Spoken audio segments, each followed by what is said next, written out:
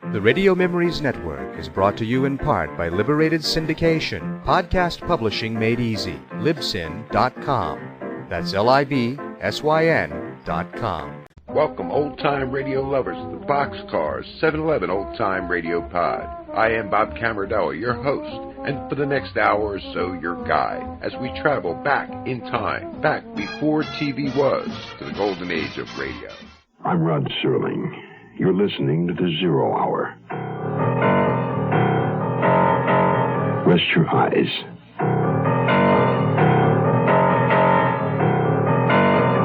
Exercise your imagination.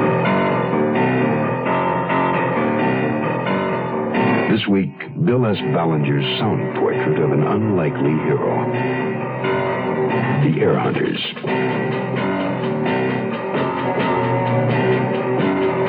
Starring Ken Berry, Joanne Worley,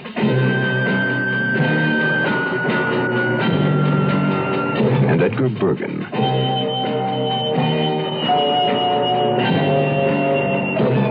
In Elliot Lewis's production of The Zero Hour.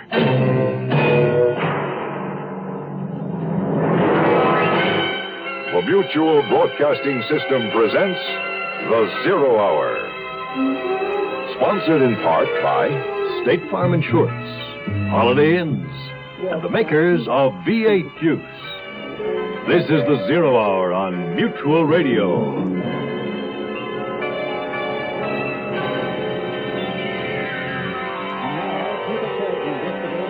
The repentant redhead. Dean Quinn first left New York for California for his health. He hadn't any. But once out west, he found other reasons to stay. One, Beth Temple, girl to Dean. Two, his discovery of a hidden fortune salted away, waiting to be claimed. And three, the search to find Helen Martin, the rightful heir to the money.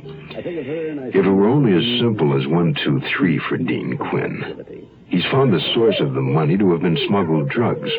He alone knows the location of a gun stolen from Yafi Kush, a well-known underworld figure.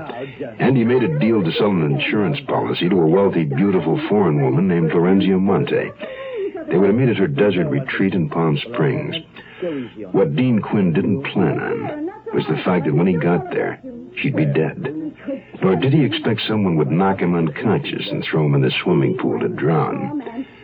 Whatever happened to Helen Martin? What's going to happen to Dean Quinn? The conclusion of the Heir Hunters follows after this word.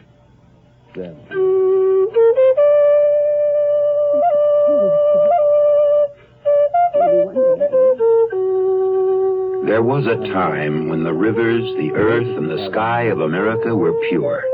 A time when the only American was the Indian. Today, America is suffering from pollution.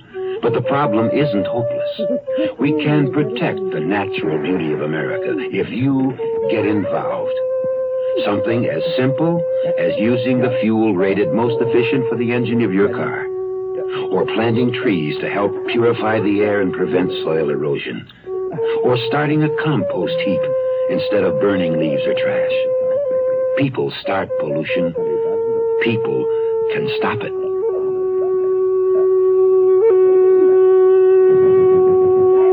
This message has been brought to you on behalf of Keep America Beautiful and this station.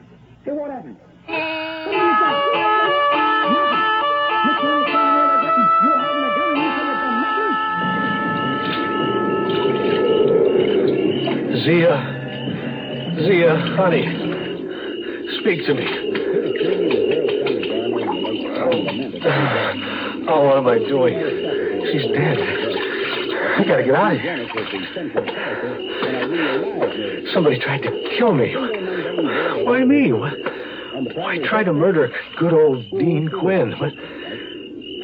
Oh, boy, if the cops find me here with a place looking like this and Zia deep sixed in the pool, it'll look like I did it.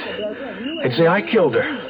Why, of course, that's the frame. I'm supposed to have robbed her, killed her, and then fallen in and drowned. Why me? Wait a minute. Wait a minute. Am I leaving anything behind? What did I bring with me? Papers, insurance. Yeah, I got him. A little wet, but... Boy, I'll catch pneumonia for sure. There must be a rag or something in the car I can dry my hair with. Oh, no.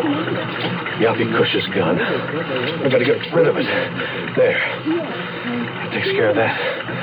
I gotta get out of here. On the highway, heading back to L.A., I was swerving from side to side. I could barely see the road. But somehow I made it back to the El Cairo. I must have, because I came to, stretched out on the overstuffed sofa, covered with warm blankets and supporting an ice bag on my aching skull. Beth was watching me anxiously. She tried to smile, but wasn't very successful. Dean? Oh, Gerlo, what time is it? Not quite 3. In the morning. How did I get here? Where's your car? Lie back. Now, I thought you'd had an accident. The car's fine. I've got to hide it. Hide it? What for? What happened? Did you run someone over with the car? Deanie, what happened to your head? You look awful. Thanks. I thought I'd change my hairstyle, widen the part. Stella, did you see Yappy Cush at the club tonight? Was he around? No. Did he beat you up? I don't know. I'm not sure. Dean, tell me what happened with the car. I'll tell you after I move it. No, you stay put. You're in no condition to drive. I'll move it. Where do you want it? Well, see if there's a space in the bushes. Well, that's dumb. Go on, move it. Do as he says, Stella, dear. Well, all right.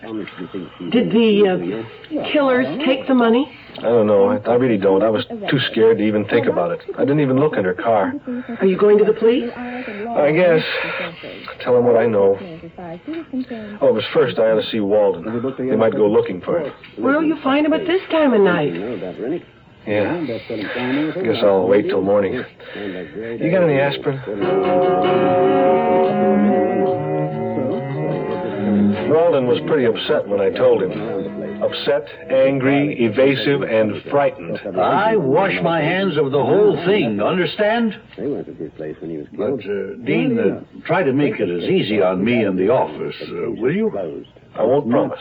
It's my neck. Now, if the police think I'm broke, a bum, they'll give me a hard time. But if you back me up and say that I work for you legitimately, well, I'll be careful what I say. I'll do it. Outside Walden's office was one of those little coin boxes that sell newspapers. The late morning edition carried the headline, "Foreign Beauty Slain in Pool." Not much about Zia. The medical examiner hadn't determined as yet if she died by strangulation or drowning, but he set the time of death at approximately 8 p.m.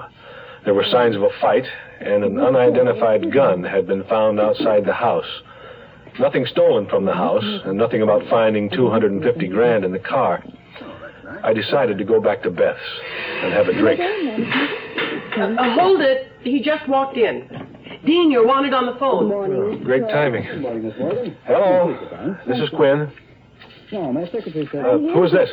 Ain't important to know, but what I got to say is, you listening? I'm listening. You've been lucky, but don't push it too far. Oh, forgive me, Mr. Morgan. Who, me?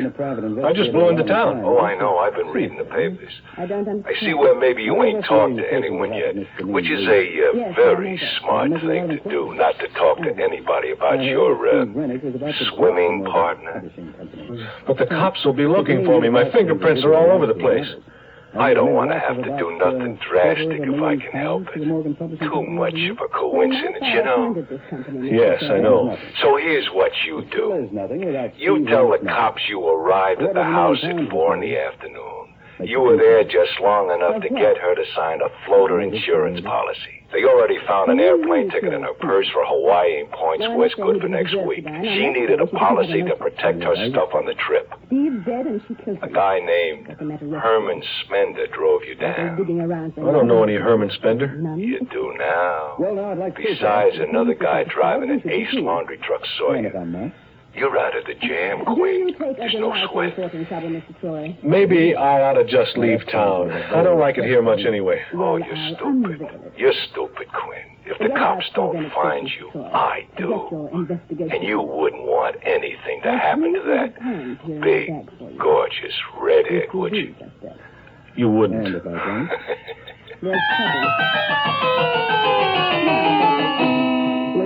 We're number one. We're the largest company, and you don't get to be the largest company unless you're doing a little extra for people. Agent Bill Rich of Logan, Utah, explains why State Farm Mutual is the world's largest car insurer. This is what the consumer feels, and you know that if a consumer feels State Farm is number one, it's got to be on two things, service and price. And if you're not competitive in both of these areas and do the job, the customer is not going to rate them where they have. We're number one. We only got there because we were most competitive, or as competitive as anyone, and because we're there to serve. Service and price. That's what car insurance value is all about. And there are two good reasons to see your nearby State Farm agent now. Like a good neighbor.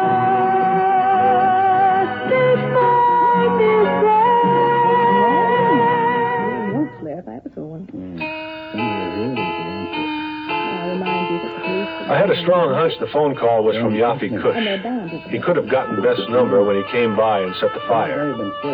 Some Boy Scout he'd make. Well, if it was Kush, he could rip off Beth and me whenever he wanted. We were sitting ducks. Unless there was some way I could convince him that he needed us around. After some of her usual hemming and hawing, Stella gave me Cush's home address, an apartment on Wilshire. A houseboy let me into the Wilshire apartment. A very plush pad indeed. Yafi Kush and two men were playing gin. Well, look who's here. Mark Spitz.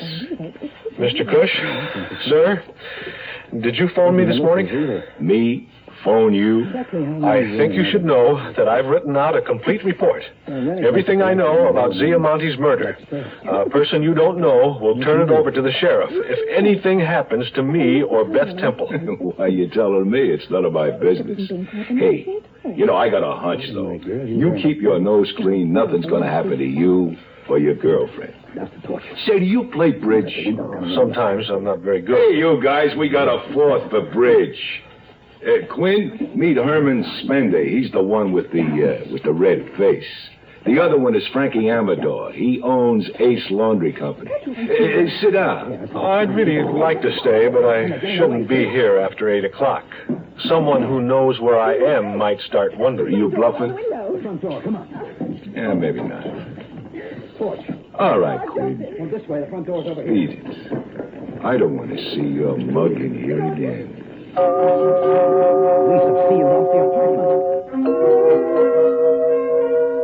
Dean, the news is on TV. Okay, coming. This is Ken Jones with the Late Night News. With us is Riverside County Sheriff Richard Durham, who will give us the latest developments concerning the murder of Lorenzio Monte in Palm Springs. Sheriff, has the gun found at the scene of the murder been identified yet? Not yet, Ken. We've had several other important news breaks. We located a safety deposit box in Palm Springs under Mrs. Monte's name and got a court order to open it. Inside it, we found 3 United States passports in the names of Ramona Randa, Constance Niles, and Helen Martin. Helen Martin? I knew it. But none for Lorenzio Monte? No. We have determined that 2 of them were forgeries. The Helen Martin passport is authentic. Is it your theory, Sheriff, that Lorenzio was using these other names as an alias? You better believe she was. Well, we can't prove it yet. However, we also found 2 paid-up annuities, each for $250,000. One is made out to Helen Martin, the other to Ramona Randa. And none for Constance Niles? I've got that one, and you're not getting it. No. Please, Dean, I can't hear. We haven't found an annuity for Constance Niles yet. But we want to know more about Miss Monte. She was in this country on an Italian passport, supposedly on business.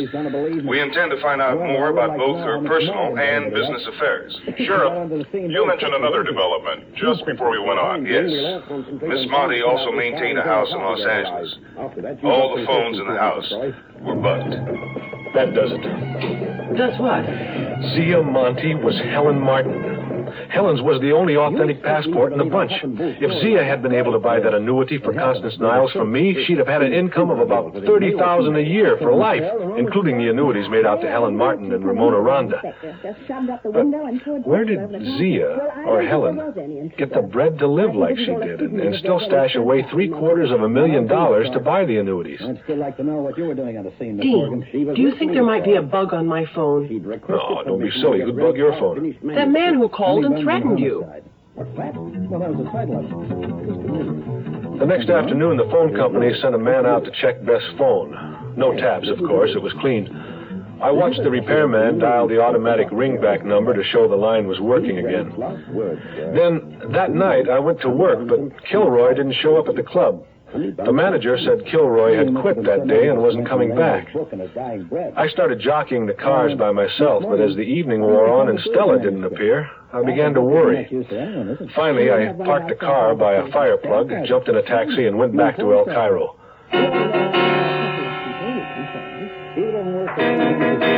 I looked around, trying to spot Yaffe's car on the street.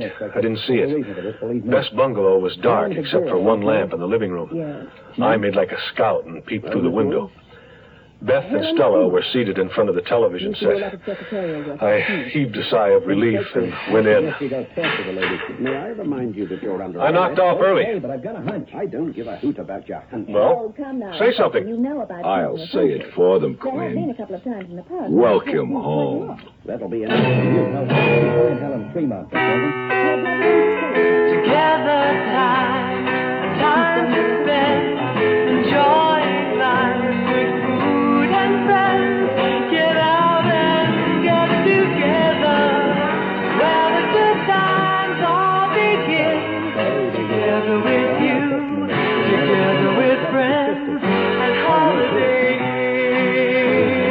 The next time you're dining out, get together with Holiday Inn. Good food, good friends, together. Hey, what you got there?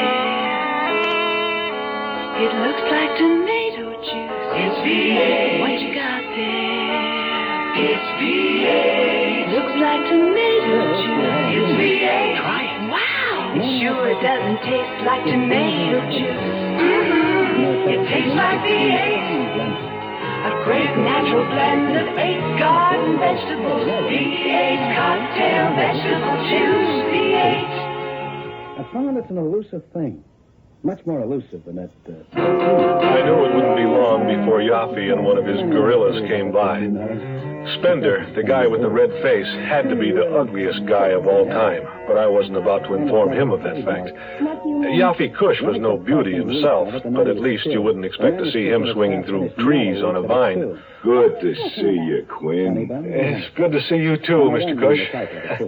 Well, it looks like you've got your 4 for bridge. Guess I'll be moving along. Spender. Oh, wow. Darling, you're hurt.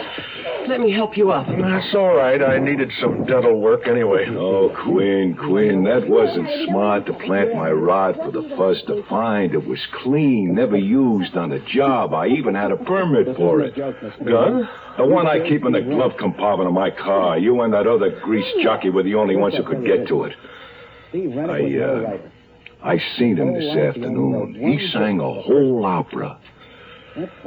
Why did you try to frame me for that Monty fraud? Who, me? It was a mistake, Queen. A big mistake. Spender? You and that Monty floozy, both a couple of double-crossing thieves. You had it coming.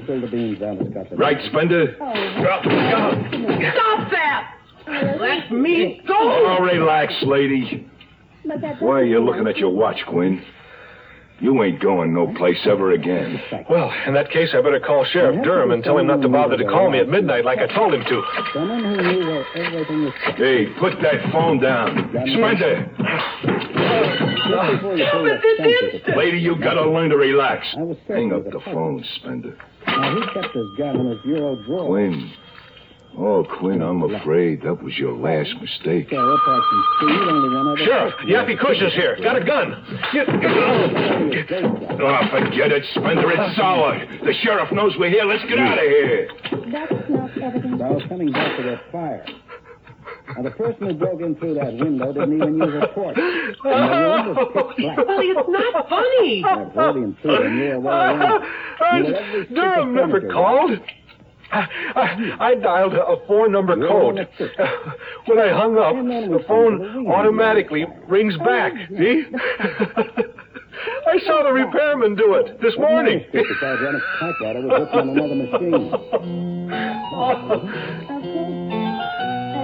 As soon as I was in condition to get up off the floor, which was early morning, I lost no time getting down to Palm Springs to see Sheriff Durham. I told him all I knew, really leveled. Well, we just got confirmation on your alibi from the gas station attendant in Indio. And don't forget, I drove out to the club to get Cush's gun, which took me about another half hour. It was nearly 9:30 when I got to see his place. What you've told me, Quinn, should clear you, and it fits in with what we've already pieced together. Helen Martin, a.k.a. Ziamonte. She was a courier for the mob. Really? A sweet little girl like that? Right. She met those syndicate characters in Europe when she was going to school there. They set her up as a front to invest black money. Illegal funds. Got her papers in Rome as Florenzia Monte, to represent their investment coming over here, all supposedly legit. So the government couldn't trace the money, where it came from. They bugged her phones because they didn't trust her? They don't trust anyone. Florenzia Monte got the idea to do some skimming, disappear with her own annuity. When the big bosses found out, Yaffe Kush got his orders to stop her. And he did. But don't worry about him, that's been taken care of. Boy, oh, that's the best news I've heard in a long time. On my way back from Palm Springs, I stopped in at Walden's office to let him know everything worked out, and he was off the hook. So you see, Mr. Walden, Florenzia Monte was Helen Martin. She blew the whole thing because she was the missing heiress all along. She just got hung up in her own greed. Mr. Walden, are you listening? Jack of diamonds, 10 of clubs, Jack of clubs. Do you see this, Quinn? Do you see? I've done it. Well, congratulations. I win. And I owe it all to you. Look what deck I used. Get a load of that Queen of Spades. Is this letter for me? Oh, yes, I forgot about that. It's been sitting here for a few days. Well, keep plugging away, Mr. Walden. If I had the time, I'd stay and teach you how to play cribbage. Goodbye. When I got back to El Cairo Court, the girls were waiting for me. Beth nearly fractured my bruised ribs hugging me. And then I told them what Sheriff Durham had already figured out. But what about Yaffe Kush? Will he talk? Confess? Well, Durham thinks so, because Yaffe did find the $250,000 in the trunk of the car and held out. Didn't tell his bosses. That's why he didn't want me to talk. Let the news out. He figures he's got a better chance to survive with Sheriff Durham than he does with the mob. He seemed like such a nice guy. And such a gorgeous car. Well, I suppose you'll be going back to New York. Yeah, me too. I'm tired of selling cigarettes. I'm going to be a social worker. Oh, and wreck what's left of the Big Apple? Well, Stella, you can have it. I don't really want to be a lawyer anyway. What will you do? Oh, I don't know, girl. I thought maybe I'd go into apartment management. Oh, Dean, romantic. We can scratch out a living some way. Beth, you're the only girl for me. Ow, you're hurting me. What's this? This envelope in your pocket? It was sticking me. This? Oh, I completely forgot about this. It's postmarked Morro Bay. Stats of birth certificates. Beth, get that old photograph. Edgar Ryan and the two guys with him. Oh, you mean the one with Ed Hack and Tony on the back? Right. It's right here. But what did you say your mother's maiden name was? Tully. Josephine Tully. Why? Girl, oh, you have just answered the $100,000 question. Do you know who this Tony is? The one with Edgar and Henry Ryan? No, who? He's Anthony Tully, your grandfather. Half-brother to Edgar Ryan. That makes you Edgar Ryan's half-grandniece. His only surviving heir. Oh, you're worth a fortune. And just when I was going to make you a poor but honest woman. Oh, girl, Oh, boyo! Ow! Be careful. Hey, anyone here know where I can borrow the money for bus fare to New York?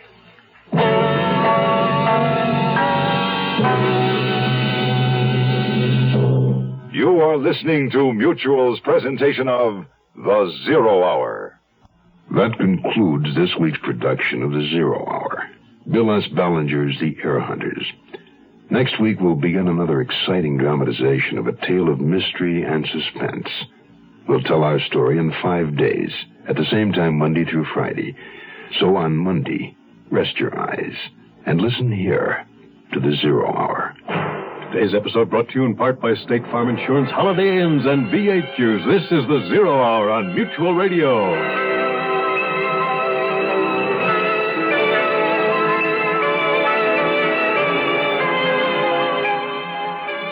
You have been listening to The Zero Hour, a presentation of the Mutual Broadcasting System in association with Hollywood Radio Theater.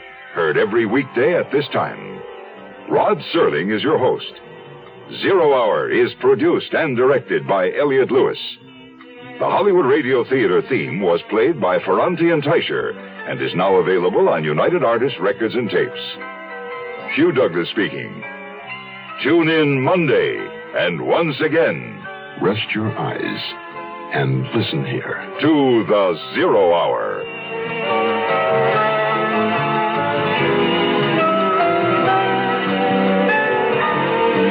This is the Mutual Radio Network.